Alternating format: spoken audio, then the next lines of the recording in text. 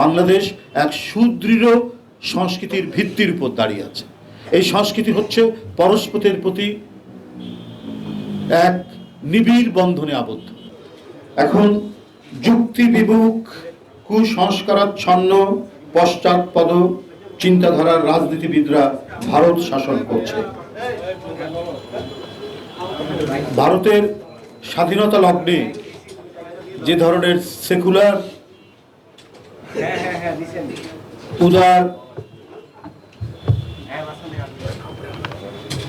রাজনীতিবিদরা ছিলেন, এখন সেখান থেকে অনেক দূরে সরে গেছে। ক্ষমতার নেশায় আচ্ছন্ন ভারতের সাম্প্রদায়িক শাসক গোষ্ঠী সাম্প্রদায়িকতাকে পুঁজি করে আস্কারা দিচ্ছে কট্টর হিন্দুত্ববাদী অপরাধপ্রবণ জঙ্গি গোষ্ঠীগুলিকে। মিথ্যা বলাই এদের রাজনৈতিক ইস্তেহার।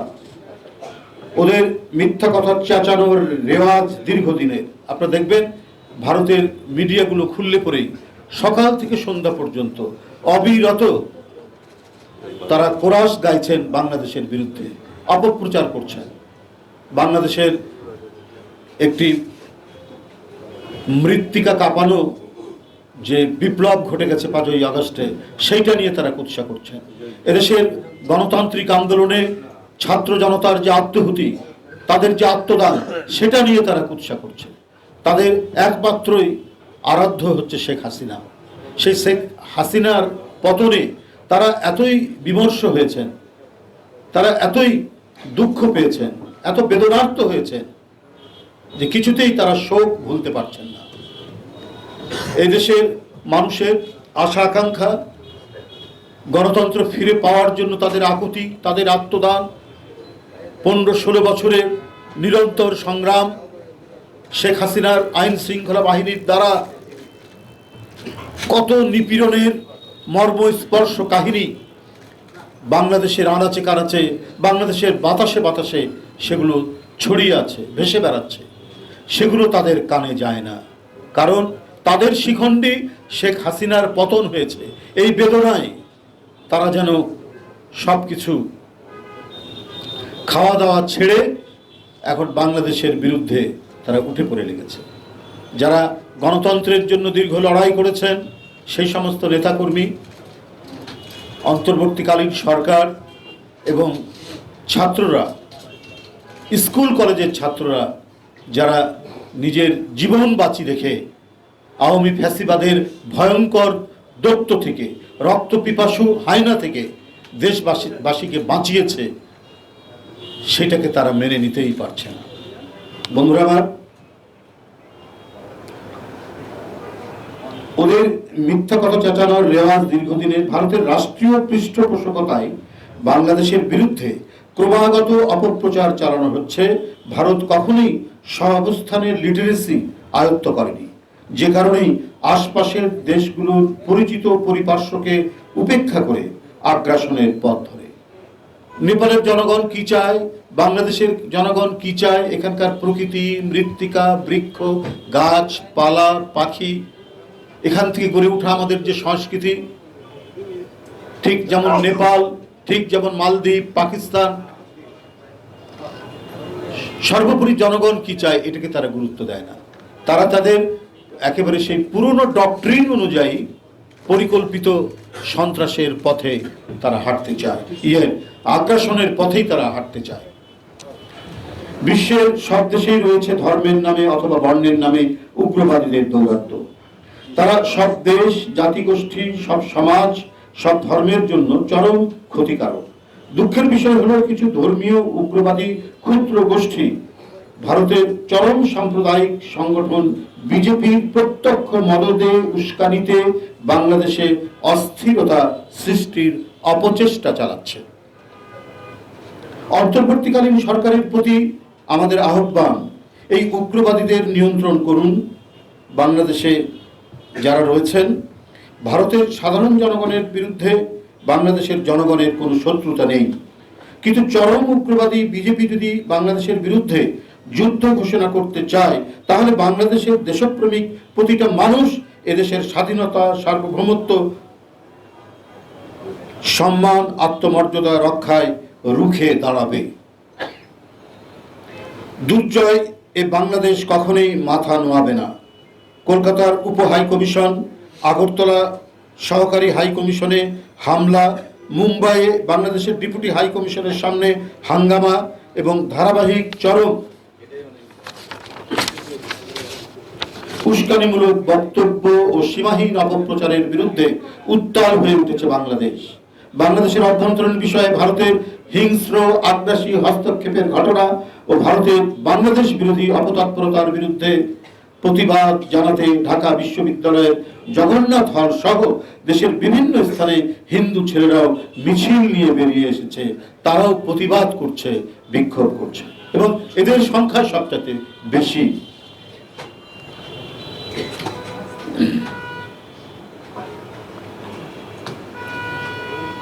গতকাল সিলেটের সুতারকান্দি স্থলবন্দরের ওপারে ভারতের আসাম রাজ্যের করিমগঞ্জ দিয়ে রীতিমতো পদযাত্রা করে হিন্দু উগ্রবাদী সন্ত্রাসীদের বাংলাদেশে ঢোকার চেষ্টা সরাসরি আমাদের স্বাধীনতা সার্বভৌমত্বের বিরুদ্ধে উগ্রবাদী বিজেপির উস্কানিমূলক তৎপরতারই অংশ।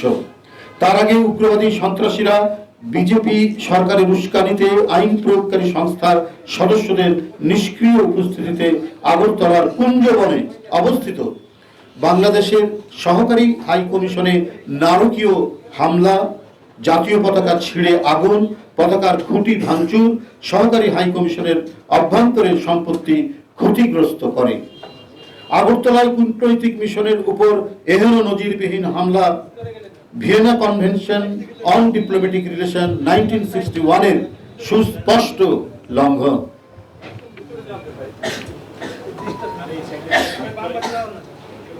ভারতীয় সরকার হামলার জন্য দুঃখ প্রকাশ নাটক করলেও অতীতে বাংলাদেশের অভ্যন্তরীণ বিষয়ে ভারতের আগ্রাসী হস্তক্ষেপের ঘটনা ঘটেছে, যা আরো ক্ষোভের সৃষ্টি করেছে। ভারতের আইন শৃঙ্খলা রক্ষাকারী বাহিনী আমাদের হাই কমিশনের নিরাপত্তা দিতে ব্যর্থ হয়েছে। সেখানে বাংলাদেশ মিশনের কর্মকর্তা কর্মচারীরা নিরাপত্তাহীনতায় ভুগছে। এই অবস্থায় বাংলাদেশ সরকারের উচিত হবে জাতিসংঘের শান্তিরক্ষা বাহিনীর সহায়তা চাওয়া ভারতের জন্য। সেখানে আমাদের মানুষদের নিরাপত্তার জন্য আমরা ভারতের উগ্রবাদী হিন্দুদের বলবো, আপনাদের বন্ধুত্ব তো শেখ হাসিনার সাথে, সেই বন্ধুত্ব রক্ষায় বাংলাদেশের জনগণের বিরুদ্ধে যে প্রকাশ্য শত্রুতায় নেমেছেন সেটা সৎ প্রতিবেশী সুলভ আচরণ নয়। হাজার হাজার মানুষ হত্যা করে আপনাদের বন্ধু হাসিনা আপনাদের কাছে আশ্রয় পেয়েছে, তাকে নিয়ে সন্তুষ্ট থাকুন। মনে রাখবেন, বাংলাদেশ লাখো প্রাণের বিনিময়ে স্বাধীন হয়েছে, দিল্লির দাসত্ব করতে নয়।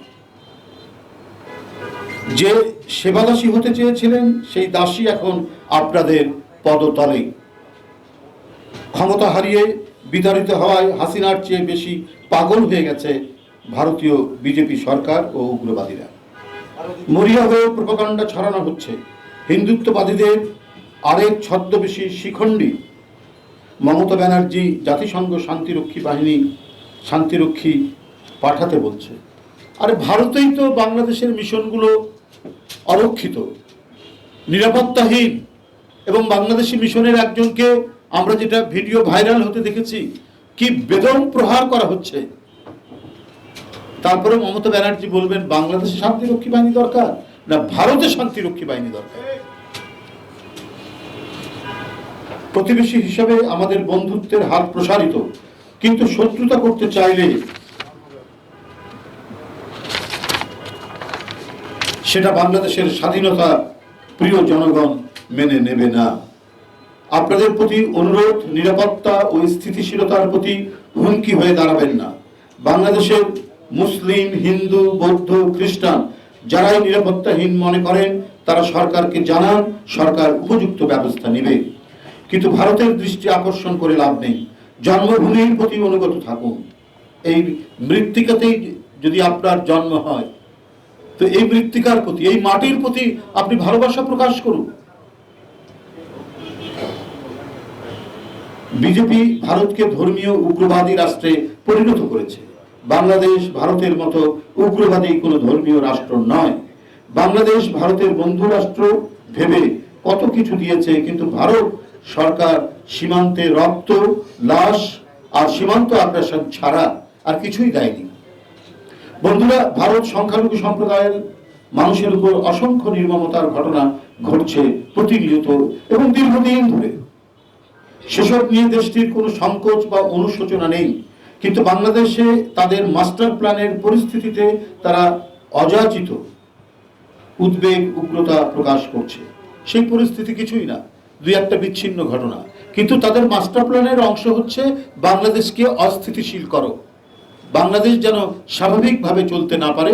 এটাই হচ্ছে তাদের একেবারে এটা একটি আন্তর্জাতিক মাস্টার প্ল্যান, কারণ এখানে বাইরের একটি দেশ এর মধ্যে জড়িত বলে এদেশের মানুষ মনে করে।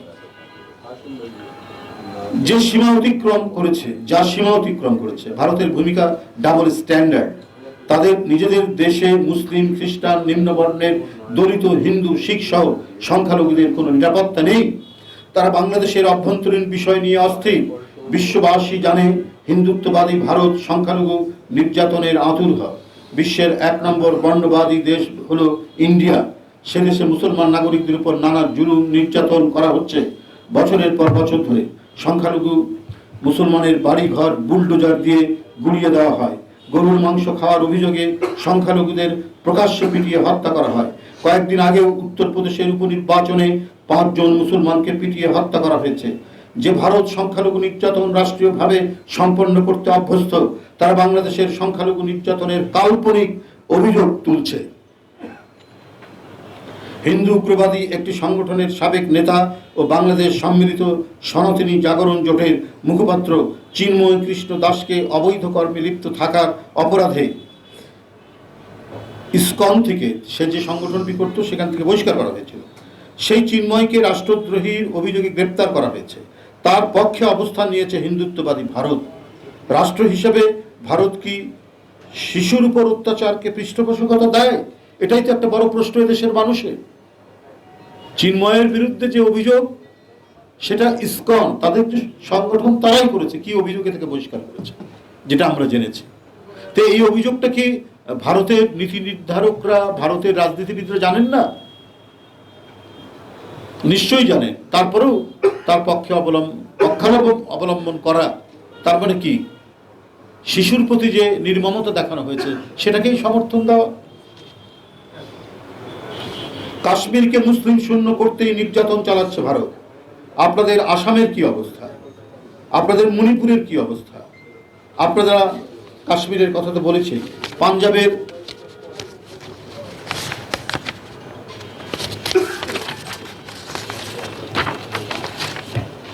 শিখদের কি অবস্থা? কানাডা তাদের দেশে আপনাদের নিষিদ্ধ করে দিয়েছে। আপনারা কি করেছিলেন এ তো গোটা বিশ্ববাসী জানে। কি ভয়ঙ্কর, মানে ভারতীয় ফ্যাসিবাদ, বিজেপির ফ্যাসিবাদ এত সর্বগ্রাসী, এমন আন্তর্জাতিক করে ফেলেছে যে কানাডাতে সেখানে গিয়ে ভারতীয় একজন শিখ নেতাকে হত্যা করছে ভারতীয় গোয়েন্দা সংস্থা, এবং আমেরিকাতে এটি টার্গেট করতে গিয়ে তারা ব্যর্থ হয়েছে। এরপরেও আপনারা বড় বড় কথা বলবেন। আপনারা শত শত মসজিদ ভেঙে মন্দির বানান, গরুর মাংস খাওয়ার অপরাধে নিরপরাধ মানুষকে পিটিয়ে মেরে ফেলেন। আগে নিজের দেশ সামলান, শান্তিরক্ষী বাহিনী আপনার দেশ ইন্ডিয়াতে মোতায়েন করুন। খুব দরকার, বিশেষ করে কাশ্মীরে আর আসামে ও মণিপুরে। ভারতে প্রধানমন্ত্রী নরেন্দ্র মোদীর 1 দশকের শাসন আমলে দেশটিতে ধর্মীয় সংখ্যালঘু মুসলিমদের অধিকার ক্রমশ কমে আসছে। সংশোধিত নাগরিকত্ব আইন সিএএ মুসলিম বিরোধী বলে অভিযোগ রয়েছে। দেশটির একমাত্র মুসলিম অধ্যুষিত জম্মু ও কাশ্মীরের বিশেষ রাজ্যের মর্যাদা বাতিল করেছে মোদী সরকার। অযোধ্যায় বাবরি মসজিদের স্থানে নির্মিত হয়েছে রাম মন্দির। একদিকে রাজ্যে গরুর মাংস বিক্রি করা নিষিদ্ধ করা হয়েছে, মুছে ফেলার উদ্যোগ নেওয়া হয়েছে মুঘল আমলের বিভিন্ন নাম ও স্মৃতিচিহ্ন। যুক্তরাষ্ট্রের মানবাধিকার প্রতিবেদনেও ধর্মীয় সংখ্যালঘুদের অধিকার লঙ্ঘিত হচ্ছে বলে উঠে এসেছে। সব মিলিয়ে ধর্মীয় জনগোষ্ঠী হিসেবে সেখানকার মুসলিমরা প্রতিনিয়ত বিভিন্ন নিপীড়নের শিকার হচ্ছেন। আন্তর্জাতিক মানবাধিকার সংগঠন হিউম্যান রাইটস ওয়াচ জানিয়েছে, ভারতে গত লোকসভা নির্বাচনের আগে প্রধানমন্ত্রী নরেন্দ্র মোদীর 63% ভাষণ ছিল ঘৃণা উদ্রেককারী। 173টির মধ্যে 110টি অর্থাৎ 63% ভাষণে মোদী ইসলাম ভীতি বা ইসলাম ফোবিয়া নিয়ে মন্তব্য করেছে। বন্ধুরা, ভারতে প্রতিনিয়ত মুসলিম নির্যাতন সহ মসজিদ ধ্বংস করা হচ্ছে। যারা নিজের দেশে সংখ্যালঘুদের উপর নির্যাতন চালাচ্ছে তাদের কোনো নৈতিক অধিকার নেই বাংলাদেশের সংখ্যালঘুদের নিয়ে কথা বলার। আমরা ভারতের উগ্রবাদী সরকার ও উগ্রবাদী হিন্দু কর্তৃক ভারতের সংখ্যালঘুদের উপর নির্যাতন, হত্যা, অধিকার লঙ্ঘনের তীব্র নিন্দা জানাচ্ছি। আমরা আন্তর্জাতিক মানবাধিকার সংগঠনগুলোর প্রতি আহ্বান জানাই, ভারতের যে রাজ্যগুলোতে সংখ্যালঘুদের উপর নির্যাতন হচ্ছে তার তদন্ত করুন, দায়ীদের বিরুদ্ধে কঠোর পদক্ষেপ নিন। মোদী মমতাদের বলবো, নিজেদের ঘর সামলান, নিজেদের দিকে নজর দিন। শান্তিতে বসবাস করছি আমরা সব সম্প্রদায়ের মানুষ বাংলাদেশে।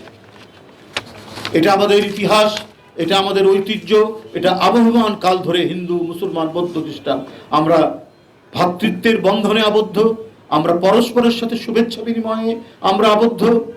আমাদের মধ্যে বিভেদের বিভাজন রেখা নেই। এই বিভাজন রেখা তৈরি হচ্ছে এখন দিল্লি থেকে।